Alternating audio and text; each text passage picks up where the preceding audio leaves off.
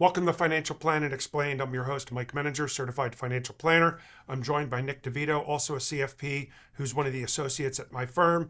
And more importantly, my guest, Adam Hunt, who's also a CFP, who's the owner, founder, and CEO of EZTPA. I said easy past the last time, and I goofed, and I apologize. No, it's okay. You got the easy right. That's what matters. So anyway, so this is the second episode. The first episode, we basically just touched upon the makeup of the plans, the tax credits, Secure 2.0. What we'd like to do is, with this episode, kind of touch upon some of the fundamental basics of 401k plans, the other types of retirement plans, as a segue to lead us into some of the cool things that you can do, and using Adam's words, to supercharge your 401k that may be more beneficial to the business owner or to provide additional benefits to the employees. Correct. Yeah. All right. Absolutely. And then what we'll do is we'll wrap up the episode and we'll give the viewers the opportunity to know how to get a hold of you. That'd be terrific. All right. Perfect. So do you want to jump in, talk about the different types of plans that are out there and why they differ? And that'll kind of lead us into the 401k designs. Yeah, absolutely. So what we should talk on first is structure. Do I have employees or do I not have employees, right? Because the rules are a little different for both. So if I don't have employees, let's just say I'm a self-employed individual, then I'm usually looking at one of two types of plans, either a SEP IRA or a solo 401k. They also call them owner-only 401ks, okay? So there are limits in both. So with a SEP IRA, if you are an S Corp or an LLC filing as an S Corp, you can do 25% of your W-2. Okay, so if you have a $200,000 W-2, you can put $50,000 into the SEP IRA. If you are doing a solo 401k, you have two contributions, right? In that same example, you can do your 401k deferral, right? And that could be either pre-tax or Roth. So pre-tax meaning I avoid taxation today, but the earnings grow tax defer, but when I take the money out, I have to pay taxes at that time. Or I can do Roth, which is I'm going to pay my taxes today and all my earnings grow tax-free for the rest of my life, right? So you have that, and that limit is $23,500 if you are under age 50. If you're over age 50, it is $31,000. And then if you're over age between 60 and 63, it is $34,750. $34,750. You get to pick up 50% of the 75, right? 3750. Yep. Right. Yep, you got it. Yep. So you know the rules. Like, I love it. So so the solo K has a superiority if your W-2 is lower. So let's say, for example, I'm 50 years old and I make a $100,000 W-2. My SEP is going to limit me to $25,000. The solo 401k is going to have the same $25,000 limit, right? For the employer side, we'll call it profit sharing. But I also get the advantage of the $31,000 401k. Right. So now I'm putting away $56,000 on a much lower W-2. So where we usually kind of say to clients, like, why would I choose a SEP versus a solo K if I'm self-employed, is how much do you want to put away and how much did you take as income? Now, if you're a sole proprietorship, or a partnership, right? Sole proprietorship, you're going to get a net Schedule C. If you're a partnership, you're going to get a K1. We would just look at your net of those, and then it's 20% as the employer in the SEP IRA, 20% as a profit sharing in the solo K. But solo K, again, you still get the advantage of the deferral component of $31,000 if you're over age 50 and $23,500 if you're under 50, and that very complicated number between 60 and 63 for all those complications. One other thing I'd like to add, and I'm not sure if you've ever come across this, but a lot of times for clients who are making decent money but still qualify for the qualified business income deduction, we don't like the SEP. Yep. Because what the SEP does, take the individual who makes $200,000. If they're in a 24% tax bracket, and I were to contribute 20%, which is $40,000, or 25%, it doesn't matter. Yep. Okay, if I contribute that, it reduces my business profit, which reduces my qualified business income deduction. Correct. But by using the solo K, gives the ability to make a contribution of 23.5 or 31 without impacting the profits, Correct. Which means I'm not losing QBI. So that, again, is another plan design 100%. that you take into consideration. And I will tell you that most people don't consider that option. They don't think about it in terms of that effect. And that's a conversation that we have with you and with the CPA to make sure, are we getting the most tax efficient? And tax efficient doesn't necessarily mean largest deduction. That's correct. Yep. It all has to come into play. That's correct. So sorry to interrupt you on that. Oh, it's a fantastic segue. So the other plans, like the simple IRA plan, and just talk about them real briefly, and then we'll segue back to the 401k, which I personally believe the 401k has an enormous amount more power. Yes. Yes. So you have two types of plans. You have simple IRAs, and then let's just go with safe harbor 401ks. So simple IRAs have a limit of roughly around $18,000, and you're required to do either a match of up to 3%, or you just give everyone a 2% non-elective. But the requirements for eligibility are very low. You just basically have to make $5,000 in any 2 consecutive years, and then you're in the plan, right? So, and when you give that money to the employees, it's fully vested, which is totally fine. And by the way, you're still eligible for the tax credits I talked about in the prior episode. Like, they'll still all apply to anyone that has a simple with employees, right? The safe harbor 401k allows us to do more things. So the safe harbor is a designation from what they call non-discrimination testing. So non-discrimination testing, just very briefly, is if I'm an owner and I want to take advantage of a 401k plan, I have to make sure my employees are participating. So if Nick worked for me and I was like, hey, I'm going to do a 401k and I want to put away my $31,000, and Nick goes, I'm not going to put in zero. Guess what? I'm only putting in my catch-up of $7,500. Okay. If I go safe harbor, that gets rid of that test, that rule, right? And when you do safe harbor 401k, there's different vintages, but the most common are what we call matching. So it's basically a 4% match on the first 5% you put in. Or you do what's called a non-elective, where I'm just going to give everybody 3% of their compensation. But the nice thing about 401k plans is there's multiple pieces. One, you can put an eligibility criteria into it. And then 2 is you can put entry days. So the most common that we see is people requiring, hey, you got to work 1,000 hours for me, you have to be 21 years of age, and have 1 year of full service. After you meet those 3 criteria, you can join on or after the July 1st or January 1st following. So today is May 7th of 2025. Let's say I reach May 7th of 2026. And I want to join, I can join on July 1st or any day thereafter. Now, if I leave on June 3rd, guess what? Even though I was eligible, I never met my entry date. And that's what we like about 401ks, because that allows us, to kind of control who's coming in, right? So we can help estimate future year liabilities. Like, hey, you've got 6 people that are going to be in the plan in 2026. We want to let you know what that cost structure is going to look like in advance. No one wants a surprise. So I can sit there and say to you, hey, Michael, these 6 employees are going to cost you an extra $12,000 next year. Are you okay with that number? And then you can say, no, I'm not. Then great, maybe get rid of safe harbor. Maybe go back to the traditional 401k. But it also allows us to stack on profit sharing and allows us to stack on cash balance. You cannot do those with a simple IRA. In a simple IRA, you can either convert to a safe harbor 401k, and that's it, but you can't do cash balance or any of that other kind of advanced plan design work. Question for you. With regards to that 6-month eligibility one. Let's say an employee joins in December. They become eligible in June, which means July 1st. And they're there for the whole year. I still have to provide the safe harbor for the entire year, not just the last 6 months, correct? Depends how you write your document. So again, part of the document written is what we call definition of compensation.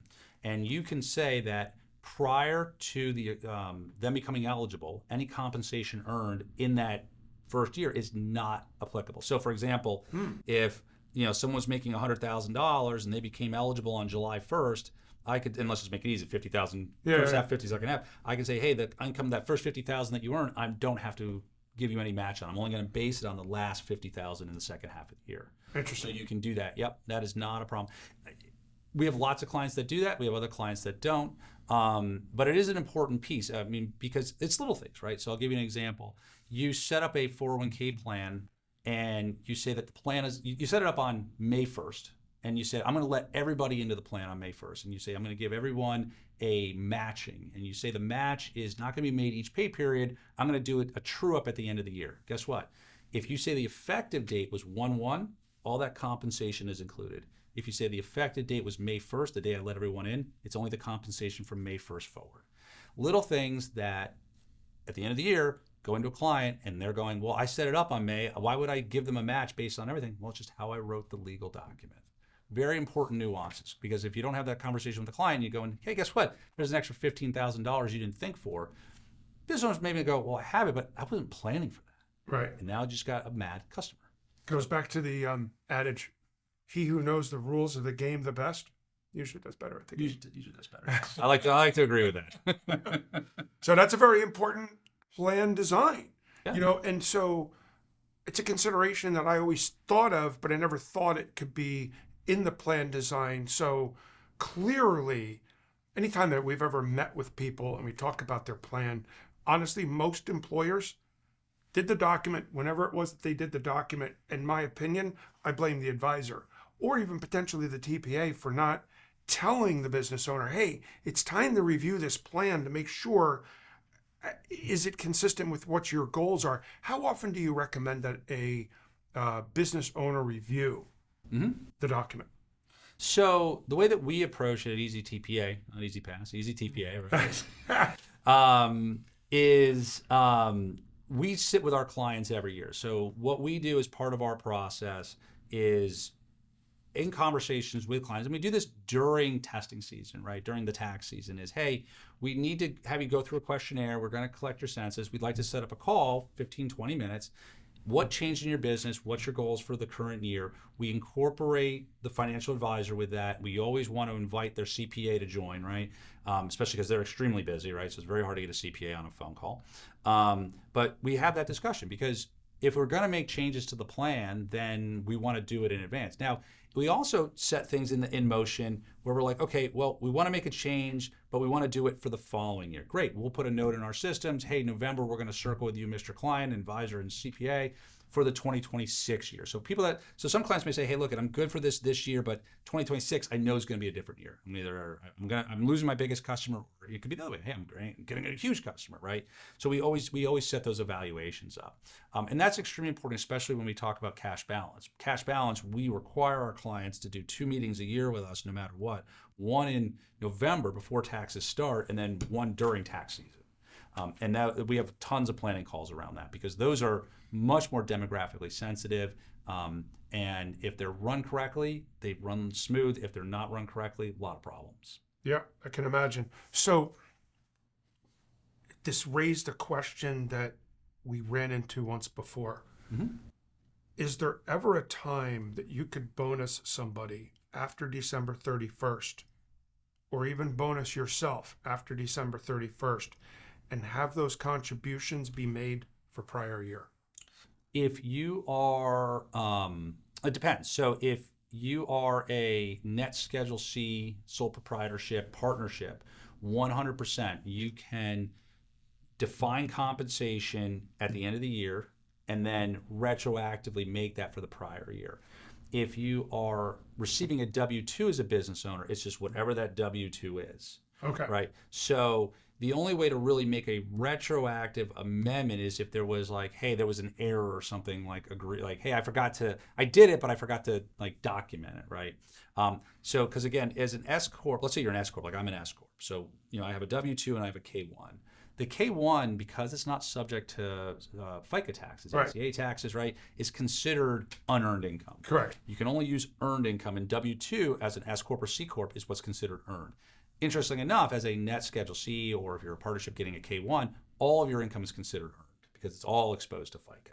Right, and that's basically the sniff test. The litmus test is it exposed to Social Security and Medicare tax? That's the easy sniff test. Yes. Yep, absolutely. So we're at a good breaking point, and what we're going to do is we're going to pick up and talk about some of the premier designs that we can do: new comparability plan, cash balance plan, and then we're going to wrap up. So we'll be back with you in just a few moments. Do you keep up regularly with your investments? Where exactly are your hard-earned dollars going? Are you financially prepared for an emergency? I'm Mike Menninger, founder of Menninger & Associates Financial Planning. We believe that education and knowledge are powerful, and we want our clients to understand why we are making the recommendations that we make. It's your money, and you deserve to know where it's going, because it's not how much you make, it's how much you keep. So call us today to discuss your financial concerns.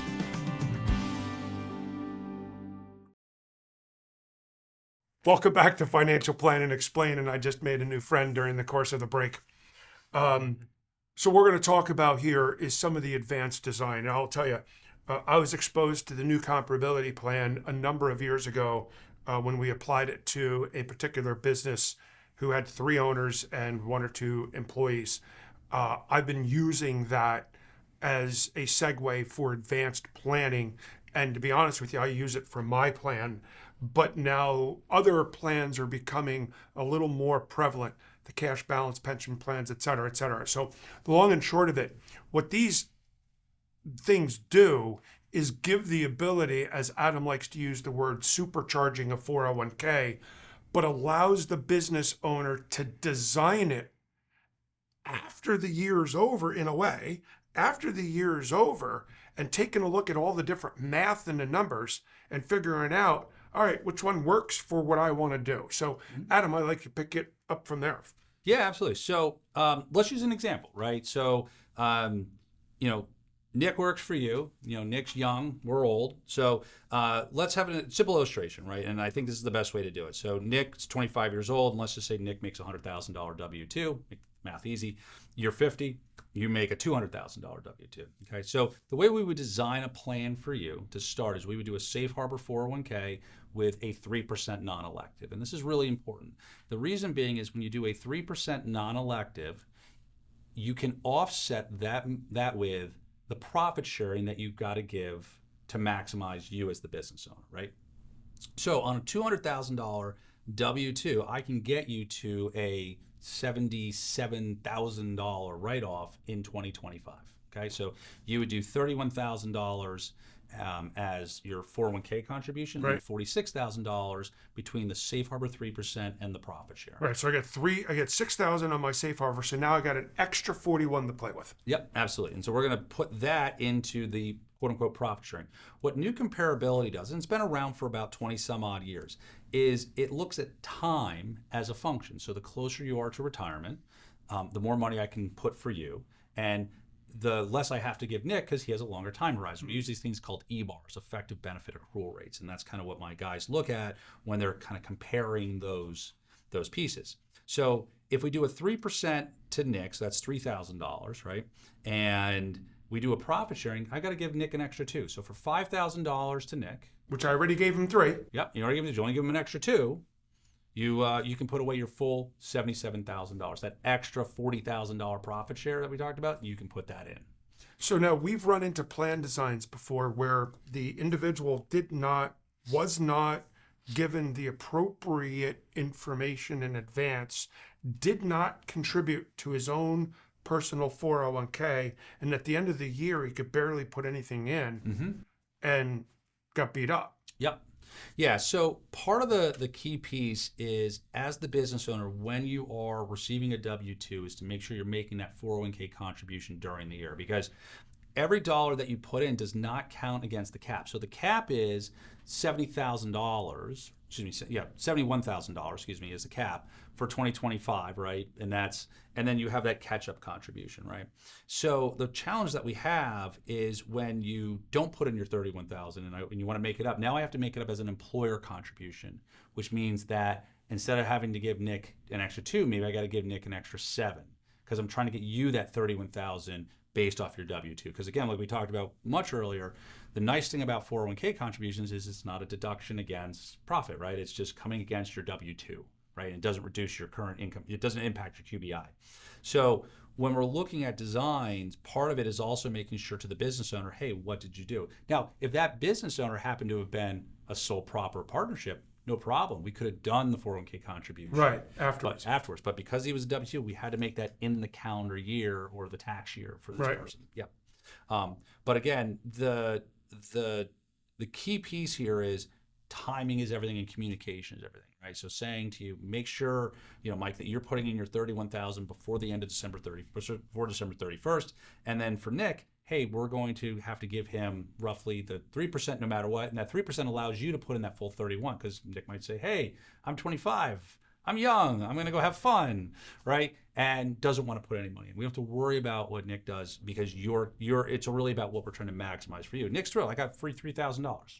Great. Does that rule change? So he's 25, he's making 100,000. Does that rule change if the person falls under a different category, such as a highly compensated or an owner. I think the owner's over 5%, correct? Correct. So if you, so let's just make Nick's illustration a little easier. Let's just say Nick's income is the same as you, $200,000. So he's now considered a highly compensated employee. So highly compensated. What is what? Yes, absolutely. So highly compensated is a test that looks at your employees, but it's a look back test. So for 2025, we'd have to look back at what Nick's comp was for 2024. Oh. Okay. You as an owner, it's a different rule. So as an owner, it's do you own greater than 5% in any current year? And that's the kind of the simple definition. Mm-hmm. So if Nick made $100,000 in 2024 and he's making $200,000 in 2025, he's considered a non-highly because his income was under the limit. It was roughly about $150,000. It was 150. That was the number I was asking. Yep. But again, that would also be part of the design because then I would say to you, like, well, look, I have to base his contribution on $200,000, say, so you're giving him 10 grand. But guess what? In 2026, we're going to redesign the plan. You have to give him zero. I can give him zero, not even the safe harbor. Because he's a highly compensated employee, I don't have to give him anything? I can amend the plan so that the plan. So what, if you're making 149 grand, I'm going to bring you to 150 so that I can stiff you out at another 5 grand next year. That's cool. Yeah, so I can't tell you how many times we've seen a client where they're like, you need to be a penny over, right? So we've had clients where like, well, I paid him 150,000. He's now highly compensated. I'm like, no, it's actually over. He's like, so if I gave the guy a penny more, I would have saved $6,000. I'm like, yeah, that's part of the plan design conversations that we have with you so that you're miraculously giving a bonus and a bump up in pay, right? I'm going to give you an extra $50 to save $6,000, right? These are the important things that really have to go in. And that's kind of what TPAs do with the advisors is like, let's dig in and how do we design these, not for just today, but each year subsequently. That's why conversations is extraordinarily important. Sounds neat. I'm learning something all the time. And I thought I knew a lot about this stuff. So talk to me about the cash balance pension plan because that's rearing its head. Yeah, absolutely. So cash balance has been around for a very long time. And the way that the rule works, so a cash balance plan is its own retirement plan, but we kind of treat it like what we call a sidecar. So you have 401k profit sharing, and then you have cash balance, right? Now, when you have a cash balance plan, we have to look at your industry. So you are, when you have 25 or more employees, you are going to be subject to what we call PBGC coverage. However, there's a waiver for that if you are a professional organization. So you're a professional. Right. So doctors, lawyers, engineers, there's a certain 16 industries that we look at. If you're one of those professional organizations, the benefit is you don't have to sign up for PBGC because you're exempted with less than 25 people. The caveat, though, is that your limits change a little bit. So the way that it would work in a cash balance design is I could put away for you, Mike, in a cash balance at 51, roughly your full $200,000 W-2, roughly. Okay, so I would probably have something around $165,000 as a cash balance contribution for you. Your 401k would be your 31, and then I can give you an extra 6% on your W-2 as the quote-unquote profit sharing safe harbor combined. Now, Nick making $100,000 at 25, I'd have to give Nick roughly around $8,500 between the safe harbor and the profit sharing, and an extra $1,000 in the cash balance. So in our previous example, I was putting away $77,000 for you, right, where we didn't have the cash balance, and you were giving Nick roughly $5,000. In this illustration, I'm giving you roughly about $200,000 in safe retirement, so large deduction, and you're giving Nick roughly $9,500. As opposed to how much? $55,000. So for an extra $4,500, you're putting away roughly about an extra $125,000. Except that if I had 10 employees, I'm not putting an extra $4,500. At 4,500 times 10, it then becomes a question as to whether or not it's worth it. That's correct. And what goes into that back end calculation for determining what you have to give me is there an age component to it? Is it all based on compensation? How exactly do they calculate that? It's actually, so it's a number of factors, but those are the two main factors that we look at is the demographics of the staff, extremely important when we're designing these. So, if you have people that are older than you, Mike, that could upset our example, right? So if the same example, Nick isn't 25, he's now 52, and you want to put away that $200,000, I might have to give Nick $30,000, right? So age is a huge component, and so is compensation. So where these work really well when you have multiple, when you have like, let's say you have 10 employees, is if you have 2 or 3 owners, because I can give the same limits for all 3 owners. So then I can say to you, hey, Mike, you and your 2 partners can each put away $200,000, and I got to give Nick $9,500. Or let's say you've got 10 employees and I got to give $95,000. So then you make a math decision. Well, we're tax sheltering as a group, guys, $600,000. We have to give away 95. So we each basically put away 200, and it's costing us $30,000 each, roughly, in our individual tax returns. Still pretty good deal, right? And part of what we do in our designs and is we put a tax efficiency illustration in there, right? How much is going to the owners relative to that, and then based on kind of a assumed top end marginal tax bracket. Well, I've done that before, and I've done that with the owners, and I found that despite the owners being at the time in the 37% tax bracket, by the time they had to spend all of the money to pay all of the other ones, it effectively resulted in about a 23 or 24% tax break. Yep. At which point I looked at them and said, it's not worth it. 100%. And that goes into, as CFPs, right, that financial planning and tax aspect of the conversation, right? So when we're engaging in these illustrations, it's a lot of times I will tell a client, you're just not a good fit. Like, we don't want to sell you a program that isn't going to meet your needs, right? So if you're just looking at the deductions and you're not looking at those other component pieces, then you're not doing the best, most efficient way of operating your business, right? But that's all about kind of the collaboration, right? So you're entrusting us with your clients and to give you best advice and guidance, right? And as a CFP, I have to do that and would do it anyways. But it's amazing when we encounter plans where people are like, why do you have this? Like, we have a client who operates a pizza parlor, and I'm not kidding, he has a plan. We just froze it. I said, why did you set this up? He goes, well, I got sold, I was putting away so much. I said, yeah, but did you look at the rest of the piece? He goes, they never went into that discussion. Right. So here's a guy who runs a really successful chain of pizzas parlors, and he's done very well. But we basically went through, we even said, we should just freeze this for now and then probably look to shut this down. And he's like, I think so. And, that was the right thing to do for that client. When I looked at it, I was like, and I remember talking with my actuary about this, I'm like, why would anybody do this? He goes, no idea. So No idea. is there There's no we're basically out of time, but I'm very curious about this. Is there a lot of cost behind the cash balance pension plan? Because you said shutting down the plan. That suggests to me that we just built the monster and that there's a cost and there's a requirement. Yeah. Is that big? Relative to the deduction, no, right? But it's not uncommon that a cash balance combo plan can run you $6,000 a year, right? Versus a standard 401k profit sharing is around $2,500 a year.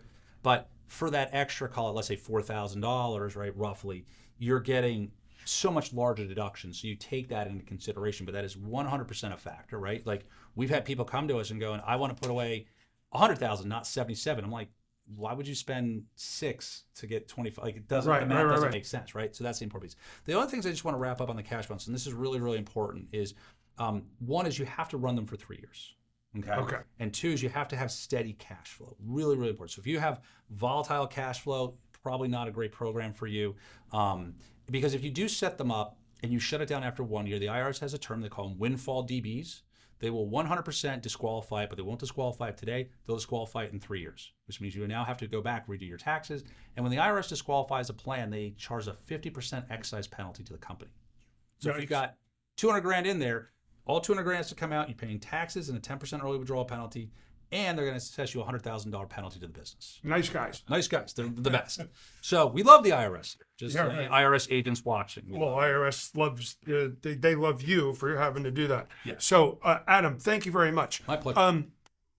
Do me a favor, take a moment, look in the camera, just let people know how they can get a hold of you. Yeah, absolutely. So you can find us online at www.eztpa.com, but you're always welcome to email me. Email is the best form for getting in touch with me. I'm running around all the time. And it's very simple, adam@eztpa.com. We are on a first name basis. We're a small company. We're family owned. We don't have any fancy www this or that. It's just adam@eztpa.com. But feel free to email me. You can go to our website, research us, but we're always here to help. Very good. And that's not Easy Pass. It's EZTPA. Right, the 5 letters. Every time I see your EZTPA, it jumps out in my head and it's EZ, not easy EASY. It's EZ. Right, letter E, letter Z, TPA.com. Correct. That is correct. Absolutely. Adam, thank you very much. That was terrific. You know, I've been using Adam. We're going to be using him for our plan, and we're going to be using him for other plans. Absolutely impressive, his knowledge and working with you, and better than any other TPA that I've ever used before. So thank you for joining us. I hope everybody has had the opportunity to learn something. Please do not hesitate to give us a call if you want, or to call Adam, whatever the case may be. Nick, thanks for taking all the time for sitting here. And so we'll see you on the next episode of Financial Planning Explained. Thank you very much and have a wonderful day.